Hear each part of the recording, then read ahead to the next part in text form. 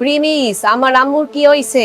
রাধিকার আম্মু খাবার খাওয়ার সময় হঠাৎ করে অসুস্থ হয়ে পড়ে। আমরা তাকে সাথে সাথে ঢাকা মেডিকেল হসপিটালে পাঠিয়ে দেই। তাকে ইমার্জেন্সিতে নেওয়া হয়েছে, ডক্টর তাকে দেখতেছে। আচ্ছা ঠিক আছে, আপনি তাদেরকে বলেন আন্টির জন্য ভালো করে চিকিৎসা করে, না হলে কিন্তু তাদের চাকরিও চলে যেতে পারে। প্রিমিস, তুমি আমাকে তাড়াতাড়ি হসপিটালে নিয়ে চলো, তাড়াতাড়ি চলো। রাধিকা তুমি শান্ত হও, আমরা এক্ষুনি হসপিটালে যাব, তুমি কোনো চিন্তাই করো না, তোমার আম্মুর কিচ্ছু হবে না। রাধিকা ভয়ে টেনশনে কাঁপাকাঁপি শুরু করে দেয়। প্রিমিস তাকে বোঝানোর চেষ্টা করে এবং সাথে সাথে তারা হসপিটালে যাওয়ার জন্য গাড়ি নিয়ে রওনা দেয়। হসপিটালে যাওয়ার পথে মাঝখানে তাদের একটি ছেলের সাথে ঝগড়া হয়, তবে তারা এর কিছুক্ষণ পর হসপিটালে গিয়ে পৌঁছায় এবং সেইখানে গিয়ে সে দেখতে পায় ওয়াসিম সেখানে দাঁড়িয়ে আছে আর রাধিকার আম্মু আইসিইউতে ভর্তি আছে। ওয়াসিম রাধিকা আর প্রিমিসকে দেখে তাদের সামনে যায়। প্রিমিস স্যার, রাধিকা ম্যাডাম আপনারা চলে আসছেন। আন্টির অবস্থা এখন কেমন আছে? রাধিকা প্রিমিসের কাছ থেকে সরে গিয়ে সরাসরি সেই আইসি রুমের বাইরে উকি দিয়ে দেখা শুরু করে।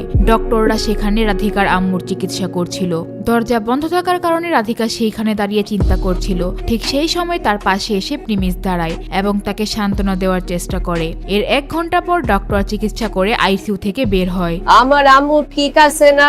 আমার আম্মুর অবস্থা এখন কেমন? উনার অবস্থা এখন একটু জটিল, আমরা উনার যথেষ্ট চিকিৎসা করছি কিন্তু উনি পুরোপুরি ঠিক হয়নি। এর জন্য আমাদেরকে সিনিয়র ডক্টরের সাথে আলোচনা করতে হবে, আর এখন এর চেয়ে বেশি আমরা কিছু বলতে পারতেছি না। আমরা তোদের সাথে কথা বলে তারপর বাকিটা বলতে পারবো। ডক্টরের কথা শুনে রাধিকার মাথা চক্কর দিয়ে থাকে, কিন্তু প্রিমিস তাকে সামলে নেওয়ার চেষ্টা করে আর বলে, এখানে ভয় পাওয়ার কি আছে? ডাক্তার তো বললো সব ঠিক হয়ে যাবে, তুমি চিন্তা করো না, আন্টি ঠিক হয়ে যাবে। আন্টির জন্য যা করা লাগে আমরা করব, তুমি চিন্তা করো না, ভরসা রাখো। আমার আম্মুর সাথে দেখা করতে চাই, আমার একটু ভালো লাগতেছে না, আমি এক্ষুনি আম্মুর সাথে দেখা করতে চাই। ম্যাডাম আপনি শান্ত হন, ভিতরে যিনি আছে তিনি এখন দুর্বল, এমনকি তার শরীরে ট্রিটমেন্টের জন্য বিভিন্ন ইকুইপমেন্ট লাগানো আছে, আর এমনি তো আমরা ওনাকে ওষুধ দিয়েছি। এখন আপনি ওইখানে গেলে তার সাথে কথা বলতে পারবেন না। তুমি শোনো, তারা যা বলতাছে সেটা শোনো, তুমি এরকম আচরণ করলে হইতে পারে আন্টির অবস্থা আরো খারাপ হয়ে যেতে পারে, তো প্লিজ শান্ত হও। রাধিকা প্রিমিসের কথা শুনে আইসিইউ রুমে যাওয়ার চিন্তা ছেড়ে দেয়, কিন্তু তার মন তো এখনো সেখানেই পড়ে আছে। কিন্তু এইদিকে প্রিমিস ওয়াসিমের দিকে তাকিয়ে বলে, ওয়াসিম আপনি তাড়াতাড়ি ঢাকা শহরের সবচেয়ে বড় ডাক্তারকে এখানে নিয়ে আসেন, কোনো দেরি যেন না হয়। প্রিমিস তাড়াতাড়ি ঢাকা শহরের সবচেয়ে বড় ডাক্তারকে এখানে আসতে বলে। আমাদের যেমনি হোক আন্টিকে বাঁচাতে হবে, তাড়াতাড়ি করো। জি স্যার, আমি এক্ষুনি ব্যবস্থা করতেছি, আমি এক্ষুনি তাদেরকে নিয়ে আসার ব্যবস্থা করতেছি। প্রিমিস কাঁপতে থাকে, সে ভাবেনি প্রিমিস এত ঘাবড়ে যাবে। যখন সে প্রিমিসের অর্ডার শুনে সে তাড়াতাড়ি ডাক্তার আনার ব্যবস্থা শুরু করে দেয়। এইদিকে ডাক্তার চমকে যায়, প্রিমিসের মতো একটা ছেলের কথা শুনে ওয়াসিম ভয় পাচ্ছে, এটা দেখে সে অবাক হয়। রাধিকা ওইদিকে সেই রুমের বাইরে তার মাকে দেখছিল। এভাবে 3 ঘন্টা চলে যায়। এইদিকে ঢাকা শহরের বড় ডাক্তাররা হসপিটালে এসে পৌঁছায়। রাধিকা তুমি অনেকক্ষণ ধরে এখানে দাঁড়িয়ে আছো, আমার সাথে চলো, একটু বসে আরাম করো। এরপর প্রিমিস রাধিকাকে নিয়ে হসপিটালে যেখানে বসার জায়গা ছিল সেইখানে গিয়ে রাধিকাকে নিয়ে বসে এবং রাধিকাকে সান্ত্বনা দেওয়ার চেষ্টা করে। রাধিকা তুমি চিন্তা করো না, তোমার আম্মু ঠিক হয়ে যাবে, ঢাকা শহরের বড় ডাক্তার আসতেছে, ইনশাল্লাহ তোমার আম্মুর কিচ্ছু হবে না। হঠাৎ আইসিইউ রুম থেকে চিৎকারের শব্দ আসে আর এটা শুনে রাধিকা একদম ভয় পেয়ে যায় এবং নার্সরা আইসিইউ রুম থেকে বের হয়ে আসে এবং তারা দুইজন তাড়াতাড়ি সেই আইসিইউ রুমের দিকে চলে যায়। রাধিকার আম্মু খাট থেকে উঠে বসে পড়ে। রাধিকা একদম ঘাবড়ে যায় দূর থেকে দেখে। রাধিকা ভেতরে ঢোকার চেষ্টা করলে নার্সরা তাকে বাধা দেয় আর বলে, দেখেন ম্যাডাম, এটা আইসিইউ, এখানে শুধু ডক্টরদের অ্যালাউ,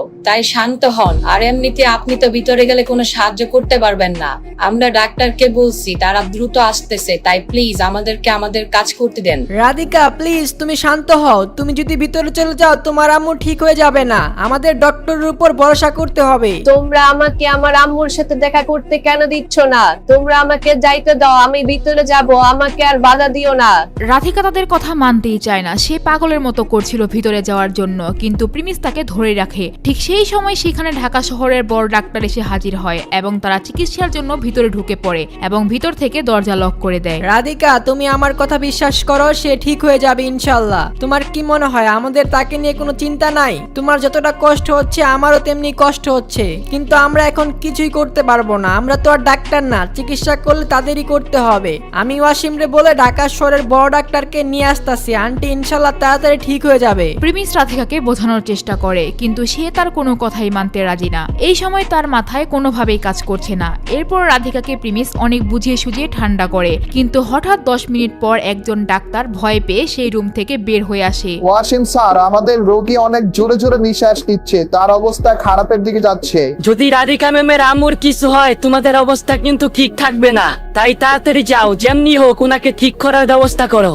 স্যার, ওনার অবস্থা খুবই ক্রিটিক্যাল, ওনার চিকিৎসা আরো আগে করা উচিত ছিল। প্রিমিস ডাক্তারের কথা শুনেই বুঝতে পারে যে ভিতরে কিছু একটা সমস্যা হয়েছে। প্রিমিস আর দেরি না করে রাধিকার হাত ধরে তাকে আইসিইউ রুমের ভিতর নিয়ে যায়। ডাক্তার বাধা দিতে আসলে ওয়াসিম তাকে ধমক দিয়ে তারা তিনজন মিলে আইসিইউ রুমে প্রবেশ করে। রাধিকা তার আম্মুর পাশে গিয়ে বসে। ওনার অবস্থা এখন কেমন আছে? স্যার, আমরা আমাদের দিক থেকে সর্বোচ্চ চিকিৎসা করছি, কিন্তু এখন ওনার অবস্থা দেখে মনে হচ্ছে খারাপের দিকে যাচ্ছে। ওনার শরীরের অনেকগুলো পার্টস ঠিক মতো কাজ করতেছে না। আমার এইগুলা শোনার কোনো দরকার নাই, তোমরা শুধু আমাকে বলো উনি ঠিক হবে কিনা। স্যার, ওনাকে এখন ঠিক করা এত সহজ কাজ না। যদি তোমরা তাকে ঠিক করতে না পারো তাহলে তোমাদেরকে এই হসপিটালে থাকার কোনো প্রয়োজন নাই। স্যার, আমাদেরকে মাফ করবেন, আমরা অনেক চেষ্টা করছি।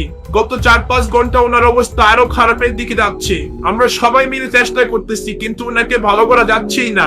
এমন অবস্থায় আল্লাহর উপর ভরসা ছাড়া কোনো উপায় নাই। ডক্টররা ওয়াসিম এবং প্রিমিসদেরকে বোঝানোর চেষ্টা করে, যেটা তারা অনেকক্ষণ ধরেই চেষ্টা করছে। ডাক্তাররা ভেবেছে তাদের কথা শুনে তারা এই বিষয়টা আন্দাজ করতে পারবে। ঠিক সেই সময় রাধিকার আম্মু ওঠার চেষ্টা করে, সেটা দেখে রাধিকা চমকে যায় এবং রাধিকার আম্মু ওয়াসিমের উদ্দেশ্যে বলে, ওয়াসিম জি, আপনি আমার এই অবস্থার জন্য তাদেরকে দোষারোপ কইরেন না।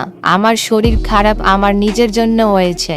আমি শুধু এখন রাধিকার সাথে একটু কথা বলতে চাই। আপনারা যদি একটু বাইরে চলে যাইতেন ভালো হতো। এটা শোনার পর সেইখানে থাকা ডক্টর ও ওয়াসিমের মাথার হুঁশ উড়ে যায়। তারা যদি বাইরে চলে যায় তাহলে তো রাধিকার আম্মুর অবস্থা আরো খারাপ হতে পারে। ওয়াসিম বুঝতেছিল না এখন কি করবে, তাই সে প্রিমিসের দিকে তাকায়। সবাই এই রুম থেকে বাইরে চলে যান। সেখানে থাকা সবাই বাইরে চলে যায়।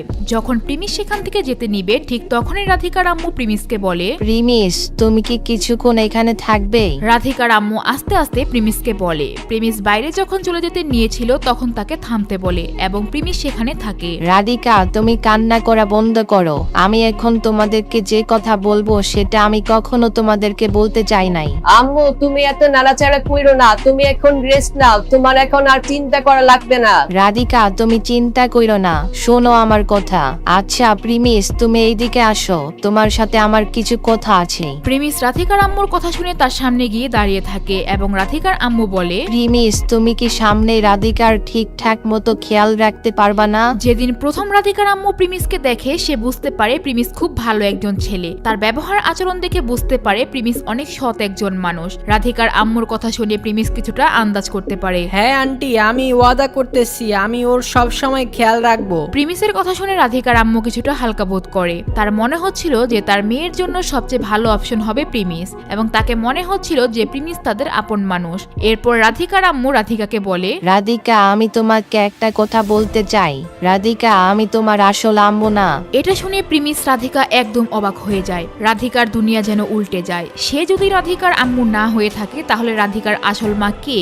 এই কথা কেনই বা বললো? এখন কি হতে যাচ্ছে রাধিকার মায়ের সাথে? তা দেখতে চাইলে অবশ্যই নেক্সট ভিডিওর জন্য ওয়েট করতে হবে। হে গাইস, আমি দিবস গেমিং। তো আজকের ভিডিও আপনাদের কাছে কিরকম লাগছে সেটা অবশ্যই কমেন্টে জানাবেন। আর গাইস, আপনারা আমাদের ডেইলি গিভওয়েতে পার্টিসিপেট করতে চাইলে #দিবস গেমিং বা দিবস গেমিং লিখে আপনার ইউআইডি কমেন্ট করেন। আর যারা আমার ভিডিও বেশি বেশি দেখেন তাদের কিন্তু গিফট পাওয়ার চান্স বেশি থাকবে। তো এখানে প্লে লিস্ট দেওয়া থাকে, প্লে লিস্ট থেকে আপনারা আমার সবগুলো ভিডিও দেখে আসেন, গরিব থেকে কোটিপতি পার্ট সবগুলো দেখে আসেন, তাহলে কিন্তু আপনার গিফট পাওয়ার চান্স বেশি থাকবে। আল্লাহ হাফিজ।